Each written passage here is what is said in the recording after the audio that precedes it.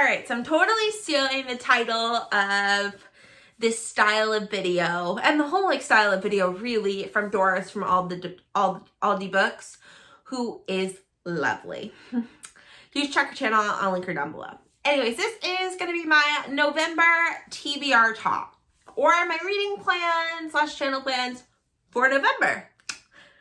If all goes well, I should have a video every single day in the month of November. So if you're interested in more bookish stuff, totally subscribe. Also, hopefully next Sunday the 8th, I will be posting a video about a project I'm doing in December that includes giveaways and a way to hopefully make the month of December have a little bit of extra Christmas magic, or that feel-good feeling that December sometimes brings in a year that's not been that kind to people. So definitely look out for that. So let's get on to the whole reason you're here, which is my reading plans or my reading intentions for November, because let's be real, there's times where I've done these and I haven't done a single thing that's been on my list. I've gone off, derailed, done something else, or I don't know, binge watched the entire series of Lie to Me when I've already watched every single season and every single episode multiple times. So, biggest event in November that I am particularly excited for is not NaNoWriMo. It is Nonfiction November. So, Nonfiction November is a reading initiative to encourage people to pick up nonfiction more than they usually would, or to really maybe realize that nonfiction isn't boring. You know, that crap they give you in school is not the only version of nonfiction, and that there's a lot of things about nonfiction, that a lot of books that are nonfiction that are fun. If you're into true crime and heist, I highly recommend Feathers. I read that last year. It was really good. Or The Feather Thief. I can't even remember, but it's a gorgeous cover. And then there is the Gilmore Girls Readathon, which I'm thinking about joining. Not 100% certain. And maybe I'll do my own 24 or 48 hour or Friday night in reading thing this month. We'll kind of see. And in terms of what I'm planning on reading, let's get into the books, because that's really why you're here. Okay, so Nonfiction November. I have picked out 3 books that I want to try to get to.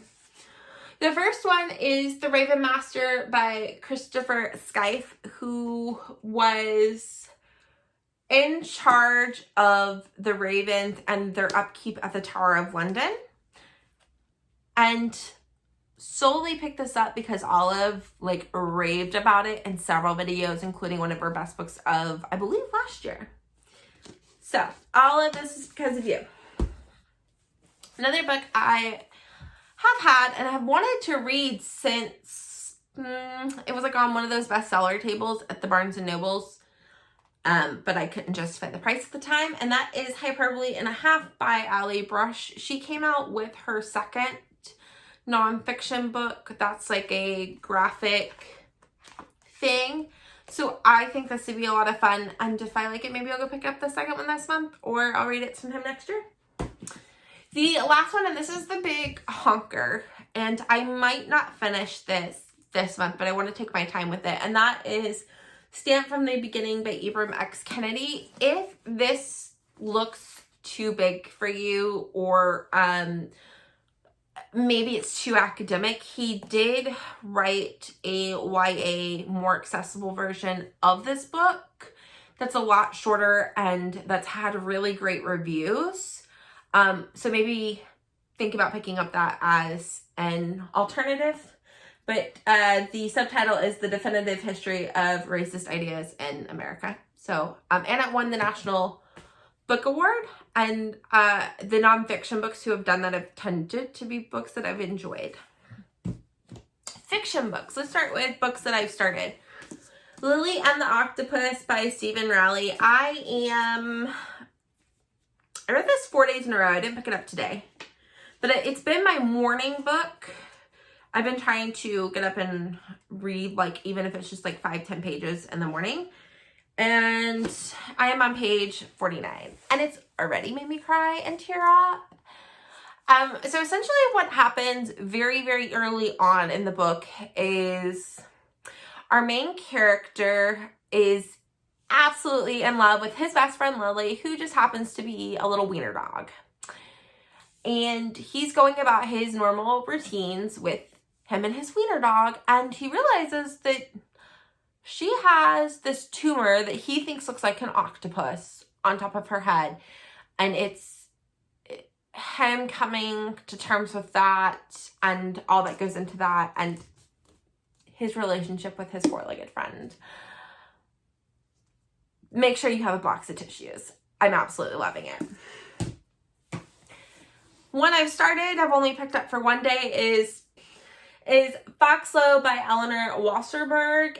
And this is about a secret cult. I finished chapter 1, so I'm on page 15. I was enjoying it, but so far I've only been reading the past couple days in the morning, and this was a bit too deep for me to read first thing in the morning. I say deep, I mean creepy for me to read first thing in the morning. The other book I have is another potentially creepy book about an elite boarding school / college called The Catherine House by Elizabeth Thomas. And this to me is a quintessential fall book or winter. So I really need to pick this up this month. Preferably before December. I may be able to read it in January. But let's try to pick this up this month because next month I want to read holiday books.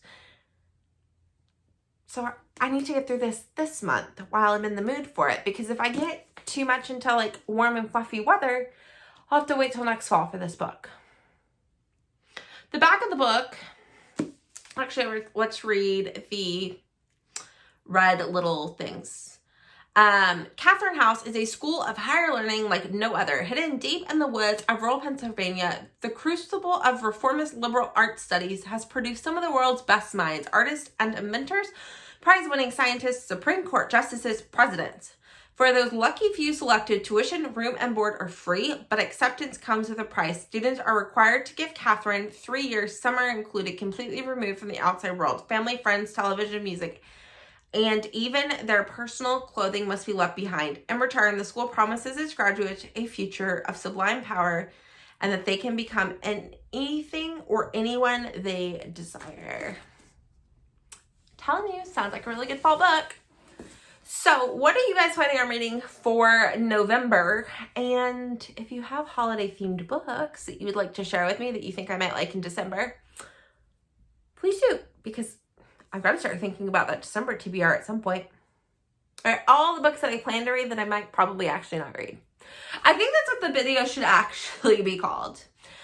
And I will see y'all later tomorrow, really. Bye, y'all.